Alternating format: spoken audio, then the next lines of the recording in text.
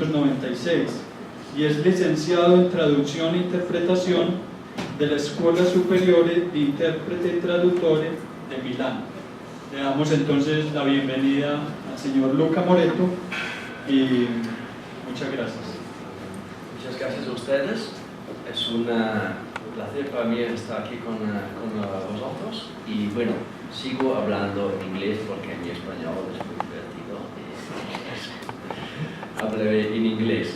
If you do not understand me when I speak, please tell me. I will be more than happy to repeat. I will be more than happy to share with you all my experience. So I will give you a presentation of the translation industry, and it will be like 2 hours together. So it's a long time actually, and we will do it in a very interactive way. So to say that when I'm speaking, if you feel you don't understand or you want to know something more, please raise your hand or shout out, or I will expand my speech. Okay. Together with us today is also my colleague Rosario Esteja, who is director of a division in SNG.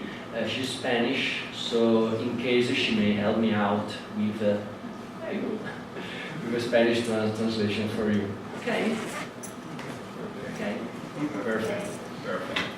Well, you are all students, almost all students in the translation interpreting, I think, sector. So we are here to talk about the true perspective of the translation industry. I'm here to share with you the truth, okay? I'm not here to sell candies or say, wow, it's a wonderful world, we can have fun. No, it's not. I will give you I will give you the truth that is not always shared in our industry, because the translation industry is one of the major industries worldwide, and this is to say that everything you hear, everything you read has been translated and will be translated. And so we are talking about a massive amount of money spent every year for translation, and so this tends to be an unregulated market. So it's better. So you know, when a market is too big, maybe it's not. There's not a tendency to regulate it, because it is not controllable. So, okay, and so this market is a very vast market as well, because everyone claims to be a translator when they know a couple of languages, and okay, I can be a translator, but this is not the case. So we're talking about a very interesting areas of expertise. We're talking about very interesting perspectives, but the market is absolutely difficult, and there is a very high level of competition, where you may know that there is also an issue with prices, with tariffs, with the cost of translation, which is going down, because there are too many people actually pretending to be a translator, and so this all causes like a drop in prices. I will be talking with you about money as well, because we all live, we all want to pay for food, for the rent, for everything. So I'm here to talk with you about the real needs of people and how they can be, these needs can be satisfied in the translation industry. Okay? Can you understand me okay? Yeah. Or just in case I will speak Spanish and it will be a very disastrous speech, okay? Brilliant. Okay, so let's get started with this project management guide, talking about this sad picture. Wow, so bad. We cannot blame the market, actually, and say the market is bad. No, it's not only a matter of the market. it is in our hands if you understand the market, if you understand what the... Oops, there's an alien. Okay. If you understand the market and the real needs of the market, you can understand if you personally are in line with those needs, if you have what is needed to work as a translator. If not, quit it, because it will be devastating, just devastating. So I'm here to tell you what the market wants, what the agencies maybe expect, because if you work as a translator, you may be supposed mostly to work for agencies. And I will tell you what, of course, also your other potential clients request, not agencies, but maybe other like companies you may refer to when selling your services. And well, as I said, we cannot blame the market. We just have to understand how things are, what the world really is like, and we have to understand that nowadays there is a very low level, a very poor quality in the translation industry. Quality is very poor, and our agency is a pretty big agency, and we have in-house translators, but we also outsource, we also buy services like from freelancers, and I can tell you that quality is really poor on the market. Why? Because of many reasons. Maybe because the market, as I said, is unregulated, and it is destined, I think, to stay unregulated. Because if a market is not regulated, well, the clients can maybe have services for that money, can maybe force the market a little bit. They can do their own business, I mean, do their own things, and we cannot like group and say no, things has to be so and so and so. We cannot. So the market is truly unregulated. There are lots of agencies opening up just because translating means making money. So it's not. It seems like, you know, the millennium industry.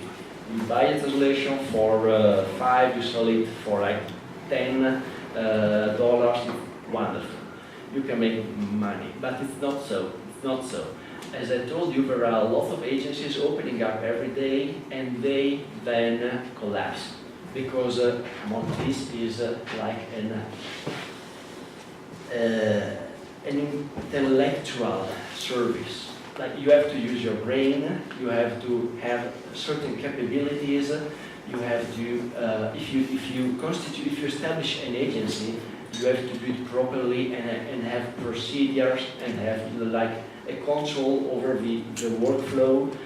You have to know how to do your business. You cannot improvise, okay?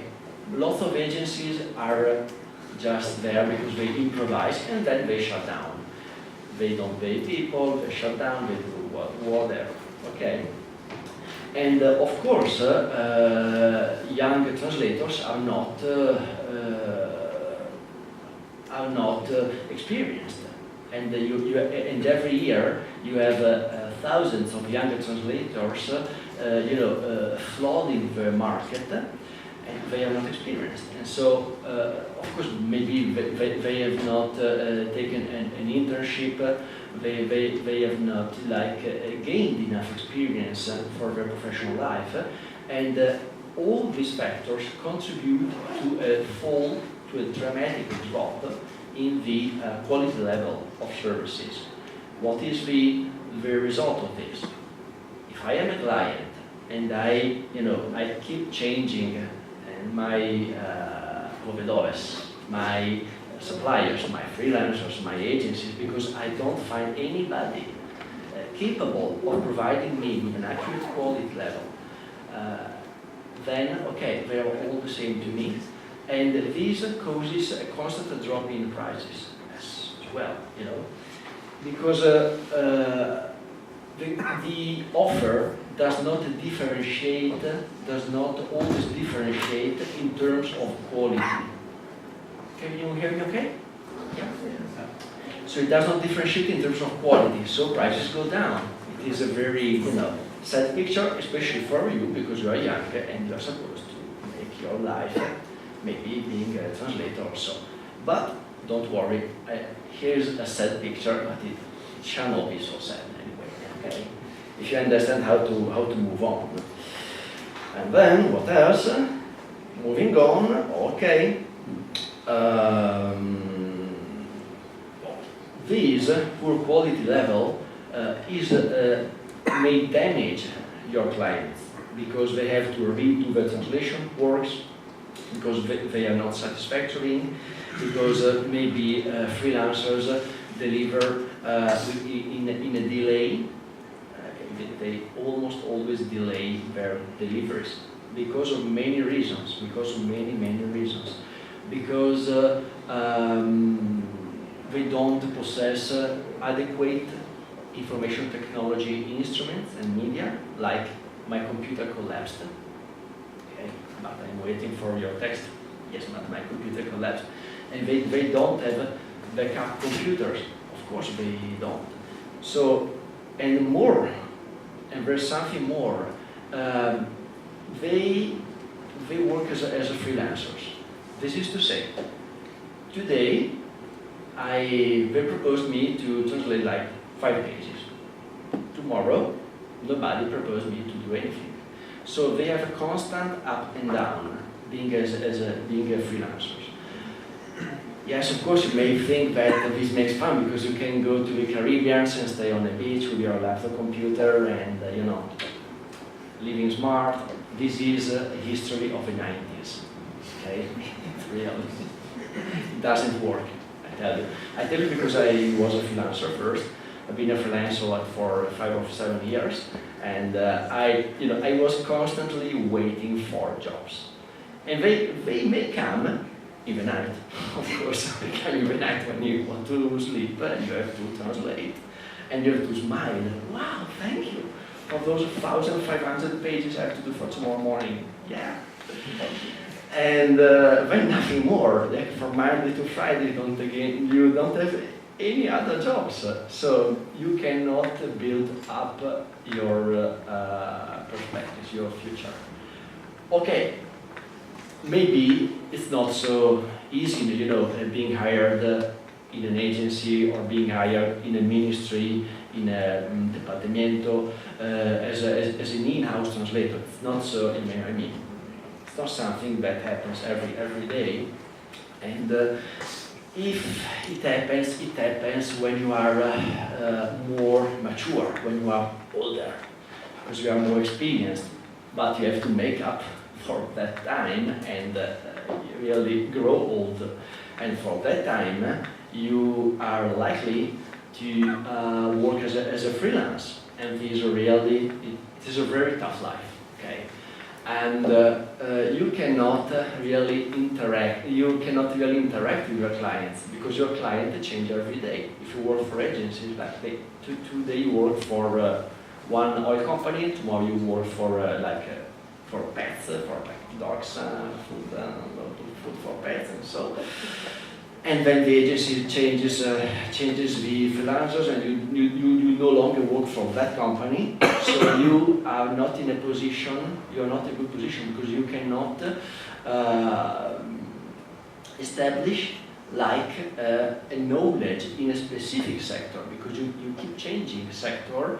Okay, this is okay because you get to know several things, several industry areas, but at the end of the day, you have to constantly change areas of expertise, and so you may be prone to do mistakes as well, and you may be you may receive complaints for those mistakes. You will not get paid because you have a complaint. I mean, it's really a mess. You can do it. I did it. I worked all nights. and I did it, but it is really difficult. So if you want to move for that position, if you want to go freelancing, like you will have to be aware that may I say no more parties, nothing more, but hard working, and you know, it will all be about studying, and you know, when you I tell you my story. As an interpreter, I have to like know some tens of thousands of words, okay?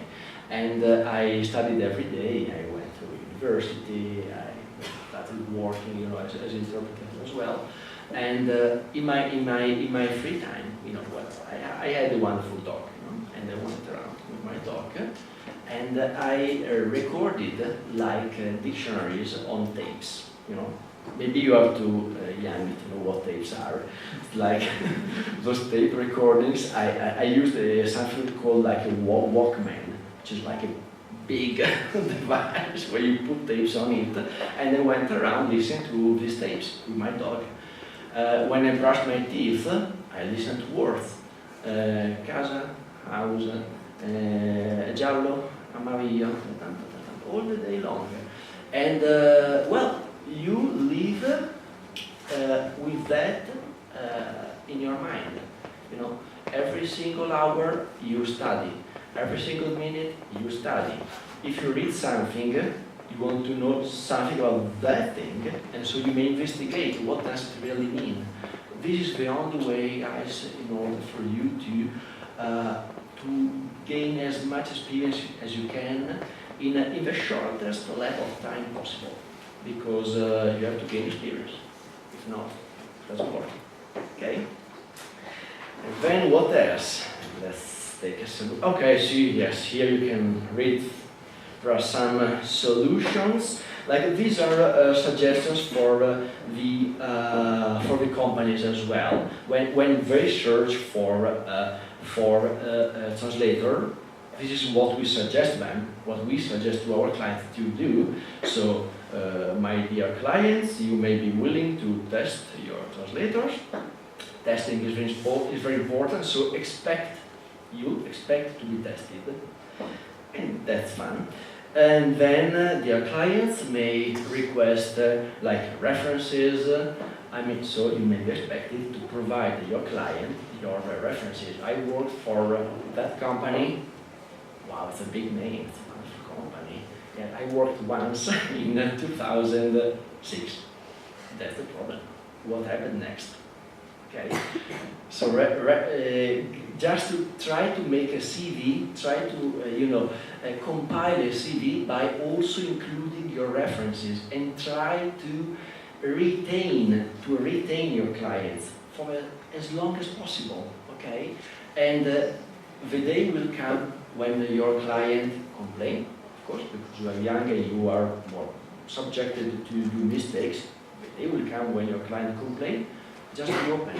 Just try to solve things. So in order for you to retain the client, and so in order for you to have that reference for as much time as possible, as long as possible, because this is very important. Then, dear client, you may be expected to select a language service provider that is certified. Okay, there are several certifications in the translation industry, like also, I don't know if you know them, the ISO certifications. So there are like, do you know ISO certifications? No? See? We have like institutes that provide, authoritative institutes that provide us with guidelines, okay, with standards. And we do have standards and guidelines also in the translation industry. There's one important one that is the ISO, 17100, okay? It is the ultimate certification. It is specific for the translation industry. So very important. It gives agencies like a guideline in order for them to establish their translation process, because we will see it next. here we have a translation process. I mean, you don't have just to translate the text and deliver it. No, it doesn't work like that, you know. You have to interact with with the revisors, with those who check your work, and so you are supposed to have a translation process as well. If you freelance, maybe you can pair with, like, you can group with others who double check your work. And this is an extra security. This prevents you from doing too many mistakes, okay? This will help you to gain experience from your mistakes.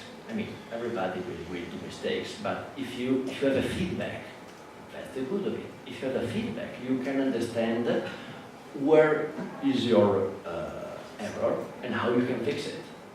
I mean, because the most important thing for you will not be like translating 40 billion words. Okay, I hope this happens because this means that you are making money. But the most important thing for you is to have the feedback. So constantly look for feedback. How was it? Can you tell me something about it? Ask others to revise, to check your works, because you have to understand how to move on, okay? Then, what else? Okay, no, we can skip this. We can skip this and move on to something that makes more fun, actually. Oh, does it work? So, oh no, yes, I have to change my presentation. Doesn't work. Well, do you have questions so far? You can ask me in Spanish. I will not understand anything. Please, ask me. How is it? Can you follow me okay? Yes, okay. How do you feel like? Can we go? See. How is it? Are you sad enough now? No, come on, don't. You both. So no, I don't see very well. You have to scream like, come on in here. Tell me. Hello, I have a question. Yeah. Once you enter the translation and interpreting market, how long did it take for you to decide to create a company? Personally, well, I first freelanced, and after like 2,000 nights working hard with all my friends, calling me, do you want to come out and have Cuba Libre? And I said, no, I can't. After like 2,000 nights, you understand that there is something wrong. And I had a colleague, she was a translator, and you know, one day I worked for an agency, and that agency literally loaded me with pages. And one day they proposed me the usual 15,500 pages for the next day, and I couldn't. And I called Gilda, her name was Gilda, and I asked her, Gilda, what about like you do half of them? And I thought, okay, I'm your sales force, you do half of that.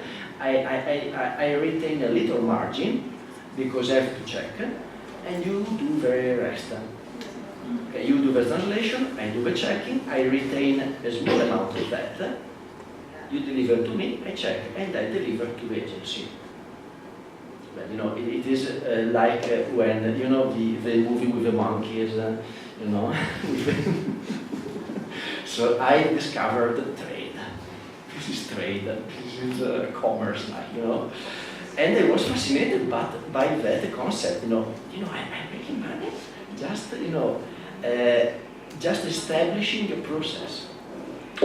Because it was 2001. This is the answer, and the year. And because you can also create value. Okay, you can create value also when you establish a process and when you coordinate a process. the point is not that the good is only here to be a translator, because okay, we have lots of translators worldwide, okay, millions. But what the market lacks is the coordination, is the organization of these translators. So they may be agencies, they may be whatever, like me 15 years ago, saying I coordinate a process, and the result of this process is a better quality.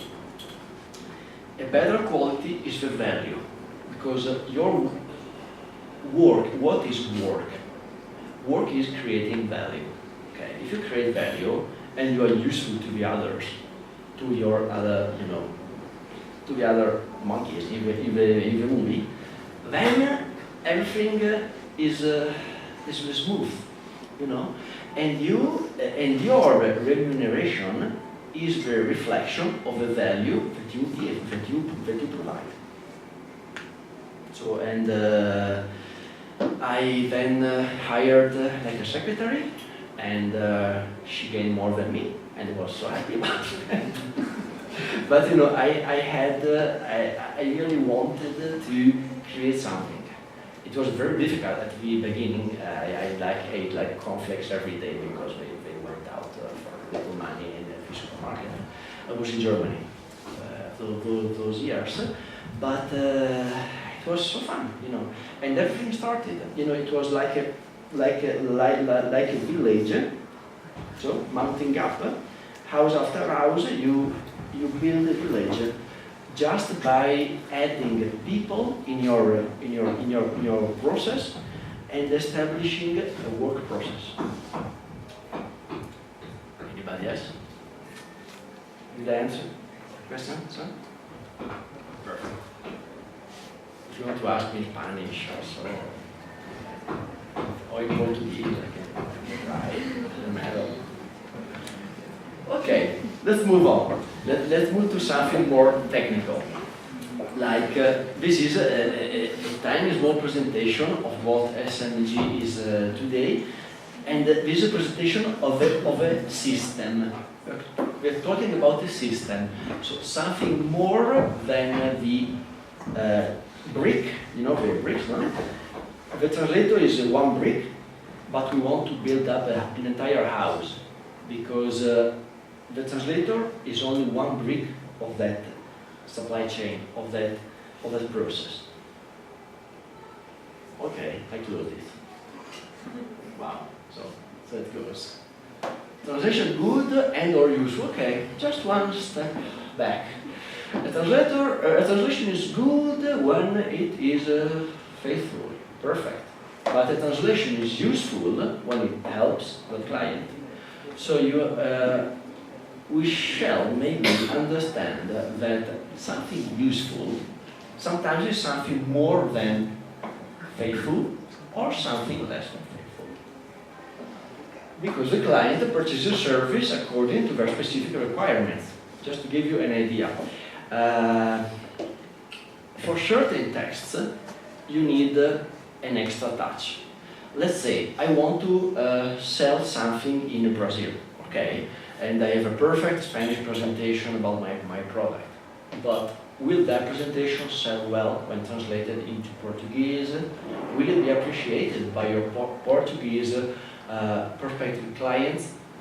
Will it be like the right thing for their culture or not? Maybe you don't just to translate. You have to make a step extra and go to a localization process. Okay, do you know what localization is, for instance? Yes. Yes? Perfect. So an adaptation to the culture, to the target culture, to the target audience. And these really requests something more. Or, I tell you, there are certain cases when your clients just have to submit to an authority like 1 ton of pages that nobody will ever read because they are so boring and so useless that nobody will ever read them. But they have to be presented and you have like 2 hours to translate them all. In that case, Okay, please don't do big mistakes. But in that case, maybe if the sentences are not fluent, it is not a problem. Okay, because nobody will ever read those papers. Okay, so in that case, you may, something helpful for your client is not the perfect translation. Doesn't care. Is the translation ready for tomorrow of all the 1,500 pages that that client needs in order to open up a company in Brazil or whatever? Okay. So being a good translator means something more than just being, faithful. It may request to make an extra step and provide something more than a translation. But please, in that case, please agree that with your client, because the client, it has to be agreed when you retouch, when you give an extra touch, it has to be agreed, okay? Or in other cases, you may be requested to go as fast as possible, and please come on, give them a standard, and don't waste your time with fluent, beautiful Shakespeare sentences. In order to translate and to rework the form and context, it is essential to quantify the skill of your translators. I love this. This is so good. By assessing them through entry, tests, and checking every job, of course. If you want to provide a certain level, a specific quality level, means that you have to understand exactly what level of quality can provide your translators.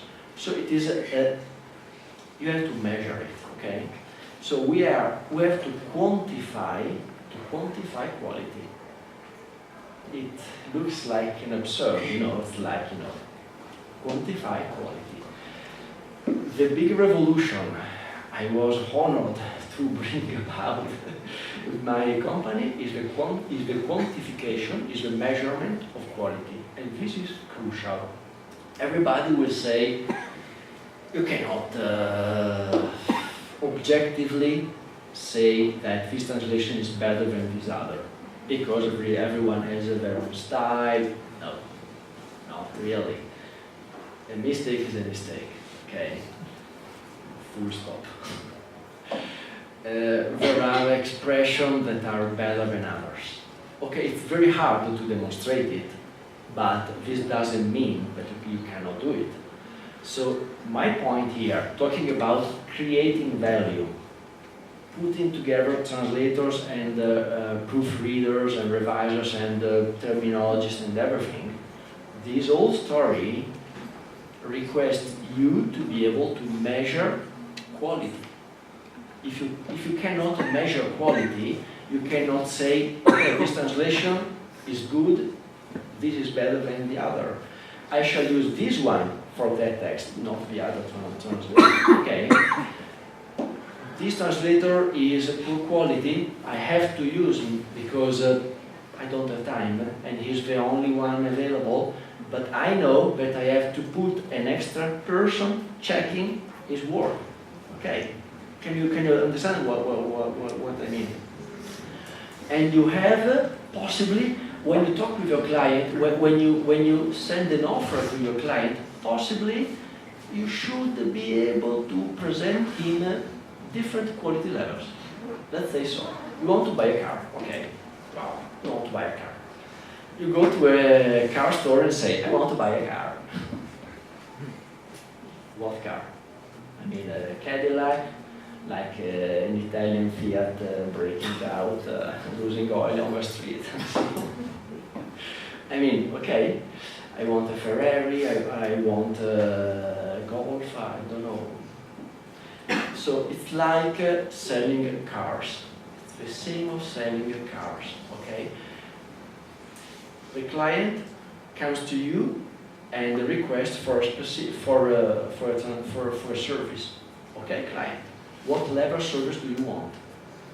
In our offers, we we propose three different quality levels. The first quality level is a very poor one, which is really, I can understand the meaning, but sentences are so awkward that I don't. Alien would shiver reading them. The second level of quality is a good standard. Accurate terminology, good sentences, it reads well, it can be used, it is legal, in legal terms it is safe. The third level is the superior level that you don't find on the market, that you seldom find on the market. The third level is a mix of competencies. It is the work done by a translator plus the corrections by an expert of a specific industry. Like you want to translate like text for an hospital, okay, cardiology, let's say. Translation is done by a translator and it is corrected by a specialist, by a cardiologist. And it is a superior quality. We are talking about price ranges that are so different. I mean, the first level, the poor quality level, is here. The medium is here, and the superior is here. So it's like you want to buy a car, you want to buy a mobile phone, but what sort of? I mean, and so, in order to provide your client with a specific quality level, and you may be supposed to indicate your client how many errors or inaccuracies can be expected in one page, because we have to measure things, okay? In order to do that, you're supposed to know what the quality level of your translators is, okay?